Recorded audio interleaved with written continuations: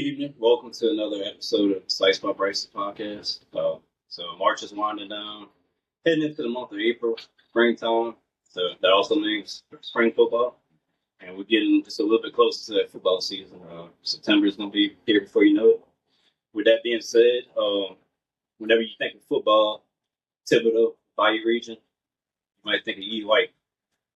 Today's guest is Coach Kyle Lasseigne from E. White. Thank you, Bryce. Appreciate it, sir. Appreciate you taking the time to come on. Yeah. Good to be here. Appreciate you. So to start out, just kind of give the audience a little background. I know you've been coaching for a while, been in a few different spots. Just tell them about how you got started and the path to where you are now. Yeah, it's been 29 years of coaching now. So I was actually in medical school. I went to LSU for my undergraduate and then got a degree in microbiology, went on to med school in New Orleans, and then decided that wasn't what I wanted to do. So in 1995, I got out and I was able to get a job coaching at Assumption High School. Assumption High School was one of the places that was willing to take a chance on me at that time. And Coach Don Torres, who I would say is a friend today, was able to give me an opportunity to coach and teach. And so I spent 5 years there, and it really molded me into the type of coach I wanted to be. Kind of patterned myself after Coach Torres. But then in 2000, I was able to come back home. I'm a graduate at E. White, so I was able to come back home and coach at E. White, and then been there since that time. In the meantime, one of the reasons I actually made the move to E. White was I was able to get a promotion in the coaching profession, be a coordinator at the time. At the time, I was a defensive coordinator, and then had an opportunity to get the football job there. I did that for 10 years, and then my kids were coming through high school and trying to have some time where I could go see them, be with them. So got out and then was able to get back in and been back in now for probably 16 years. So been 16 years as a head coach in football at E. White. And luckily, we've had really good success lately. We've done a lot. Yeah, well, a lot of different reasons, a lot of different things that I think are important in a program. So that's kind of my history in coaching. So you say you've been coaching for 29 years total. I'm sure there's a lot of moments in that period of time that really stick out to you. If you could pick maybe three inspirational moments from coaching that really stick out to you, what would they be? Yeah, obviously, last season, the 24 season, in 29 years, it's the first time I've been able to play for a state championship in the Superdome. 4 years ago, we actually played for a state championship, but it was in Lafayette at the time, so we weren't able to be in the Superdome. So that has to stick out as number one. It's just the whole experience, the whole day. Being in the dome, like being in that place where you see the Saints play forever, the massiveness of the building, getting out on turf, looking up, seeing how huge the place was, and then the crowd that turned out that day for us and this support from Thibodeau was just tremendous. You just look to the side. What you don't want to do is you don't want to look to the side and see groups of people just scattered throughout that part of the stadium, and it was just a sea of red there. So that probably was the number one. But most of the inspirational moments, most of the most satisfying moments are really those moments where you really have a good practice, or you're able to reach a kid that maybe you thought was unreachable. Maybe see a kid do something that he's never been able to do before, and now all of a sudden you get that whole aspect of, you've worked really, really hard to get to a certain point. And listen, for athletes in our program anyway, that means different things. For some, they're going to be the superstars. They're going to be really, really good. Maybe be able to go on and play in college. But for most kids, that's not what it is. For most kids, it's, hey, I haven't been able to do this before, and now all of a sudden, and maybe it takes 5 years to get there. All of a sudden, I'm able to do this thing that physically I wasn't able to do before. So those are probably the most inspirational moments for me. Just the little things. Right. Friday nights are not really inspirational. It's more about the kids, giving them a chance to go compete after a long week and a long season. So I just love those little moments at practice when I'm able to see the kids get better. So just kind of piggybacking off of what Coach Kyle was saying, I never coached football before. I trained, but I played football in high school. And my freshman year, I played at Lasseigne High School. My freshman year, basically state championship, and I remember, that season is so long ago, 12 years ago. So that the season itself is kind of a blur. But I remember just being in the dome and just feeding off of that energy. Even though at the time I didn't really play, I was a freshman, but just being on the field, it was looking back, seeing all the fans, thinking like, oh, this is where the Saints play on Sunday. It's an incredible feeling. It definitely was. It was. And, I didn't know what to expect coming into the game. Mm-hmm. Shaw, who we were playing last year, was the number 1 seed. And I was able to go back and watch some of the pregame stuff after the state championship. And one of the announcers were saying that our game was going to be the most lopsided game of the weekend, mm-hmm. not in our favor. And then all of a sudden, in the second quarter, I'm looking up at the scoreboard and thinking, we really got a chance to win this. Mm-hmm. And so that's really where it hits. Unfortunately, came up a little short. Made a few mistakes, but it was just a magical time, great day. You're treated like an NFL player, an NFL coach. Oh yeah. It was about to be the Super Bowl in New Orleans, so they were kind of training for what it was going to be like. Right. So security was the whole thing. It was just a great day. Right. And it's a great experience for the kids too. Just something to look back on, 30 years from now. It's not easy to get there, man. Just you got to do a lot of good things, and you got to have some luck along the way. Mm-hmm. But it's not an easy thing to do. So when you get there, man, you better really enjoy it. Oh yeah, there's not too many people that can say they had an experience. Right. That's one thing. People sitting at home watching football on TV, they don't realize all the work that goes into it, and it all starts right now. Spring football, summer practices. Mm-hmm. That's where men are made. no doubt. And we pride ourselves on that. Our strength and conditioning program and what we do throughout the year, actually, because we're lucky enough. And honestly, we invest a lot into our strength and conditioning program. Financially, a lot of time. But we think it's important because we're trying to gain some advantage. And that's where we think we can gain an advantage. We don't have a ton of Division I athletes where we're going to sign a ton of guys going on and play at college. So we got to try to find something that sets us apart and allows us to compete. And really, our strength and conditioning program, I think, has been that. But it's not magic, and it's just it's a lot of time, a lot of effort, a lot of investment. Right. And we're fortunate to have really great facilities at EY as well. So it's really a combination of a lot of things that go into that. Mm-hmm. Oh yeah, and the kids have a lot of heart too. They do. I know it's just from watching the games. They play hard, 110% every snap. They do. You can always see that with some teams. Yep.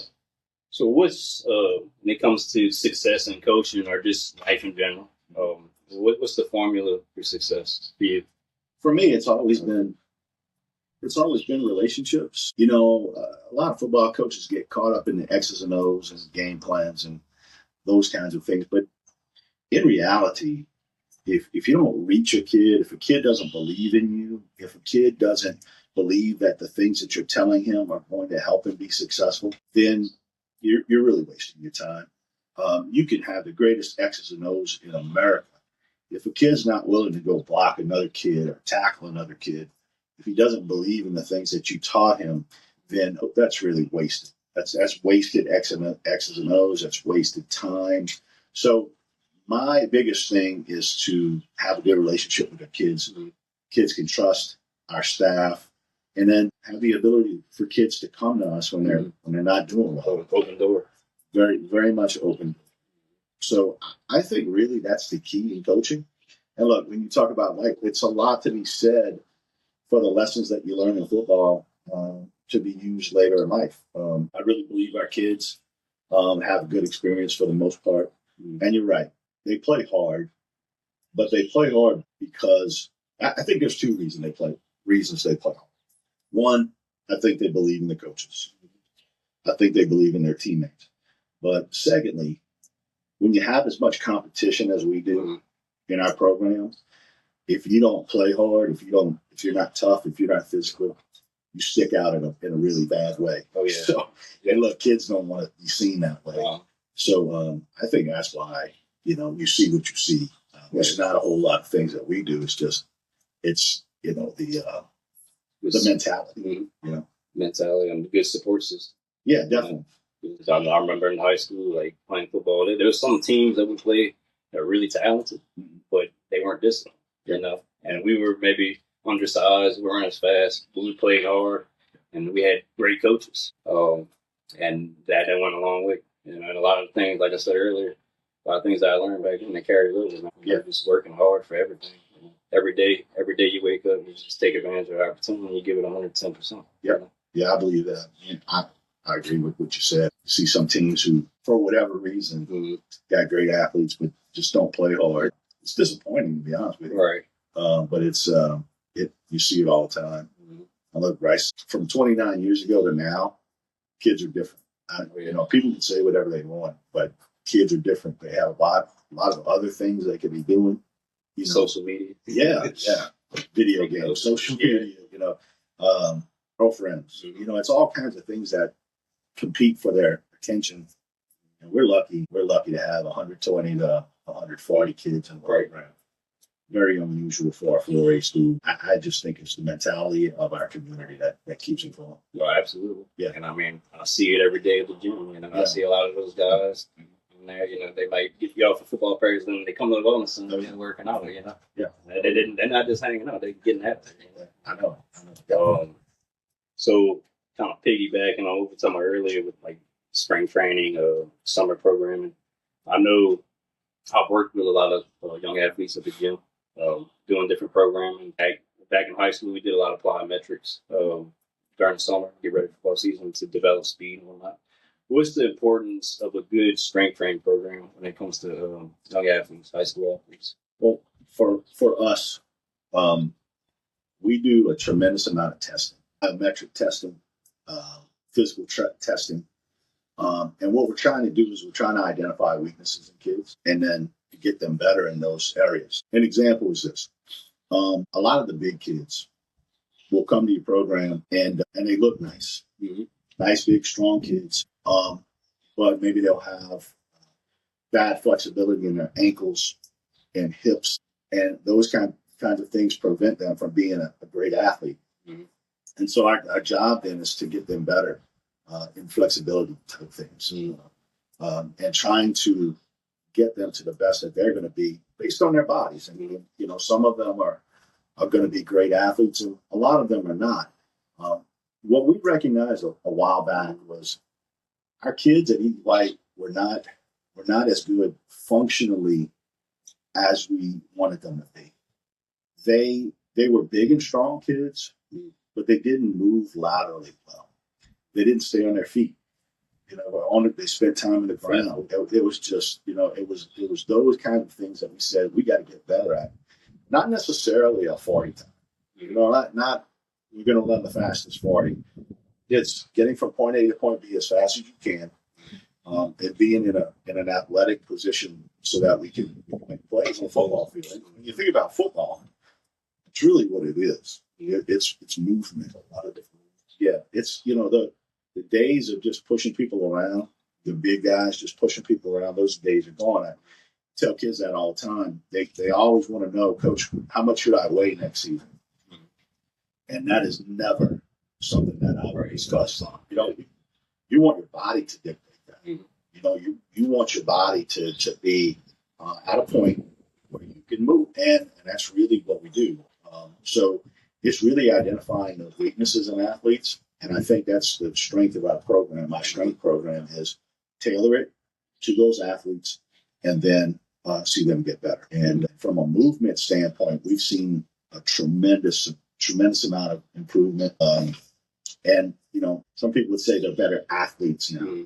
Well, I think they're better trained. just like X's and O's. You can have the best training program known to man. If you don't get after it, or if you don't put time into it, it really doesn't matter. So I think we have an advantage at EUI because our kids take strength and conditioning throughout the day. It's their PE class. Just about every athlete on campus, boys and girls, every sport, get a chance to rotate through strength and conditioning every single day of the year. And then in the summer, we get it cranked up and get it really ramped up, ready for the season. Really serious. Yeah. So I think that's really the key for us. Bryce, I think the next thing that we try to tackle is nutrition. If you follow a typical high school kid throughout the day and watch what he eats, McDonald's. it's terrible. It's terrible. So you're trying to create a better athlete, but he's not fueling himself the way he should. And so we're going to hopefully tackle nutrition and try to get him better in that respect. And this all goes back to trying to find that little thing that gives you an advantage over the opponent. Oh, yeah. You know, when you're not physically as good of an athlete as your opponent, and what are you finding? So that's really the importance of our strength and conditioning program. Yeah, there's so many different, like you said, there's so many different variables that go into it. And I can relate it to fitness, you know, with clients that I have, you know, a lot of them, they come work out, they get their training sessions and they expect me to work magic, you know. No, it don't work. Like, you got to put the effort in outside of the gym too. And what you put in your body goes a long way, you know, fueling your body right.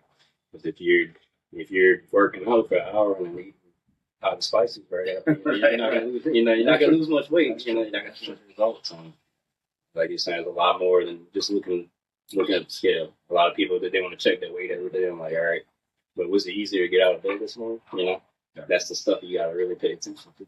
Tell you, at 54 years old now, 18-year-olds don't recognize that, but that functional ability to move as a human being moves, get up off the couch, move around, be able to walk, be able to squat and pick something up, be able to bend over and not hurt your back, etc. We hope that the kids take that with them once they leave right, so that they know how important this is, how important it's going to be later in life, because that's really what it's designed to do, to make them functional people. They're functional athletes while they're with us, and they're functional human beings when they leave us. Tough as an 18-year-old to recognize that. Like, there's going to be a day. And it catches up to you like that.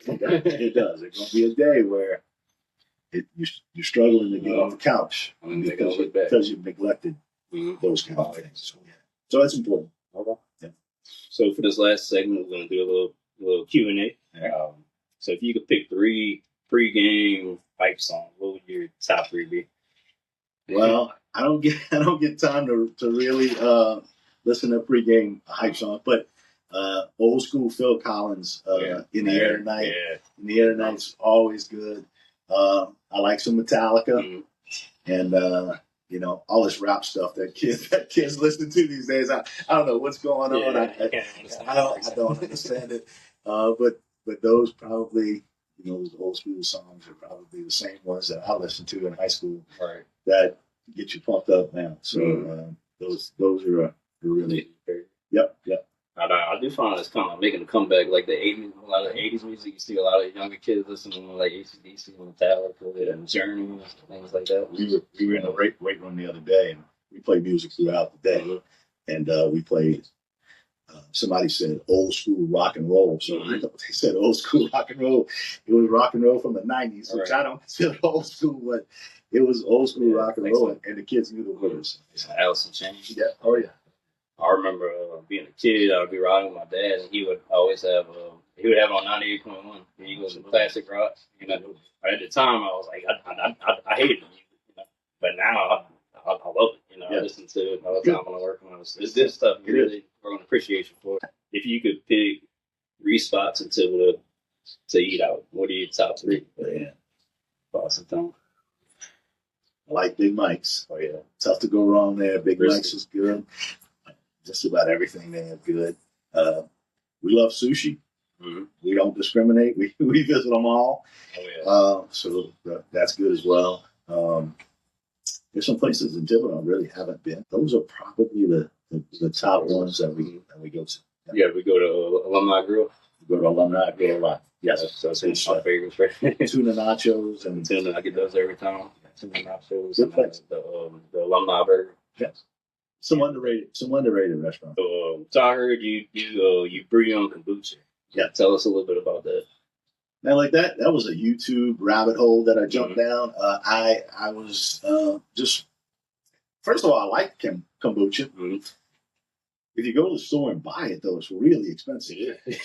So I said, let me try to figure this out. And it turns out brewing your own kombucha is really simple. Really simple. Get a dark place, brew some black tea, put some sugar in it, put something called a SCOBY, which I think for a lot of people who don't know what kombucha is, if you see what a SCOBY looks like, it probably turns you off. Right. But I never drink it again. No. But it's the thing that does the magic. And then, so I've been doing it for a few months now, brewing it, putting it in the fridge, and probably drinking kombucha once a day. Oh, yeah. Very good for gut health. And Probiotics. Probiotics really taste good. Like I said, it's simple. So I wouldn't do anything that's really difficult. Mm-hmm. Yeah, it's probiotics. I started taking probiotics a few years ago, but it's definitely made a huge difference in health. I'm a guy. I like taking different supplements, so I'm always experimenting. But probiotics are a staple. Multivitamins and probiotics makes an amazing difference, and even in like your energy levels. It don't seem like it would affect that, but it does. It does. I've seen a difference in it. Like I said, it was kind of just an interest at first, and now it's trying to figure out different recipes, what tastes good, what worked well, what didn't work well. But man, I'm going to keep doing it because it's just so easy. Yeah. All right. Well, Coach Scott, you got anything else that you want to add?